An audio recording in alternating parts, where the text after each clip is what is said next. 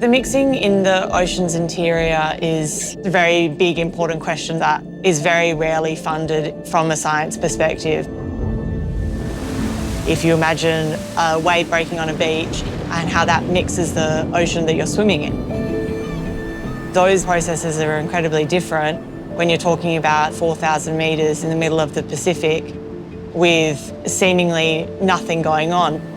In reality, there's a lot happening. Currents, movement, temperature, salinity, meltwater.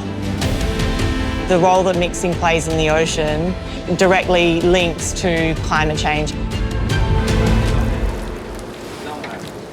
I'm Jessica Colbush. I'm an oceanographer in the Minderoo UWA Deep Sea Research Centre. My research fellowship is funded by Inkfish.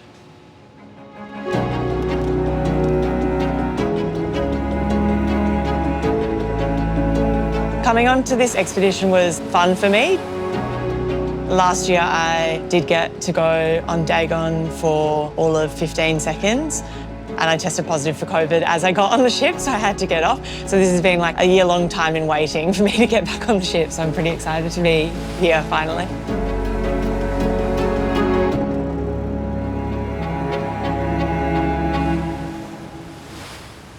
At the moment, we're still steaming out of the French Polynesian exclusive economic zone.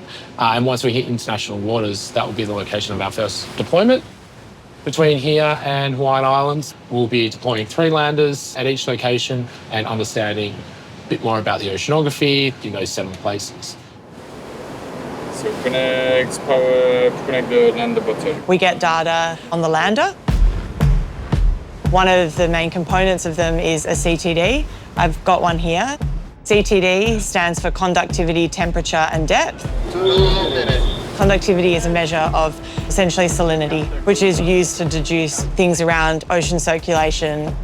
D being depth, which is measured using pressure. And then obviously T for temperature.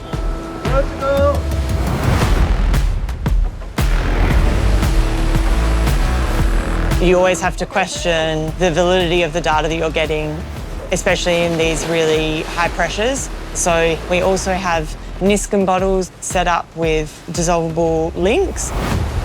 Lander away. They're sort of made to work on a timer. So we know that they dissolve after 4 hours. So that means that that water sample has been taken from the bottom of the ocean. From that, they have different mechanisms that help them come to the surface. I get a water sample and then I can put that through the salinometer here, which is used to calibrate data that we've retrieved from the CTD. Same goes for the RBRs as well. So this measures pressure and temperature at a higher frequency than the CTD. What I'm really trying to look for is that like small scale variation. Measurements like this, it's usually off a big long cable. They know what the depth is, but you're not getting that really small scale variation right at the bottom. That's why we're so lucky to have, Dagon. If we were to be doing measurements as like a classic oceanographic vessel, think about 5,000 metres of cable all wound up inside the ship, and then that has to be on a giant winch system and all these other things. So that's why this lander option is like incredible.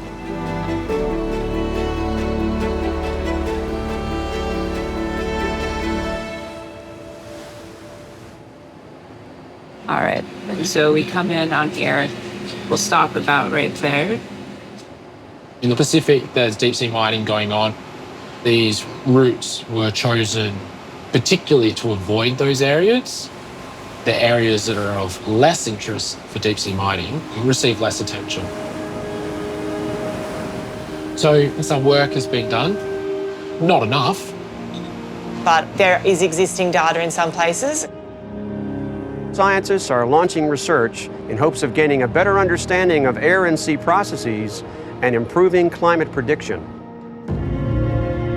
In the 90s, a global group formed the World Ocean Circulation Experiment.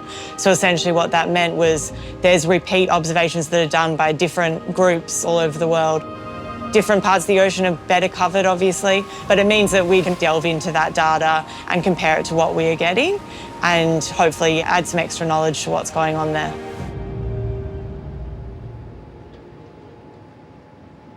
I have just been spending a lot of time going through the leg 1 and leg 2 data because I have to do a bit of post-processing in terms of quality control and analysis.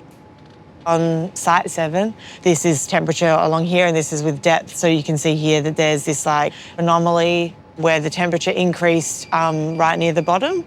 There's likely another water mass that is like quite a deep flowing boundary current that kind of goes around Hawaii. I can't do the full QC on the leg 3 data yet until the end of leg 4. I feel like this leg is unfinished, you know? We're hoping to delve a little bit into what it is and why once we get all of the data together.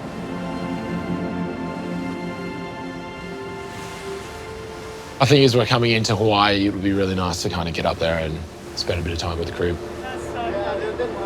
Because I'm going home.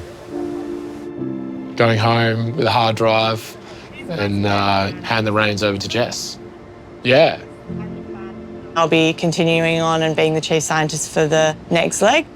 I haven't been a chief scientist before, so I'm pretty excited about that. Yeah. She's done, incredibly well. She's definitely all over what needs to be done in that role and the decisions that need to be made. From an oceanographic perspective, I'm really keen on data sharing. If it's an oil and gas company or something like that, obviously they can say the data is not available, it's proprietary, limited and all these things. But I think to understand mixing to how it connects to climate change is just such an important question to answer. And data sharing makes us better, makes us accountable and allows us to contribute to the world of science as a whole, which is incredibly important.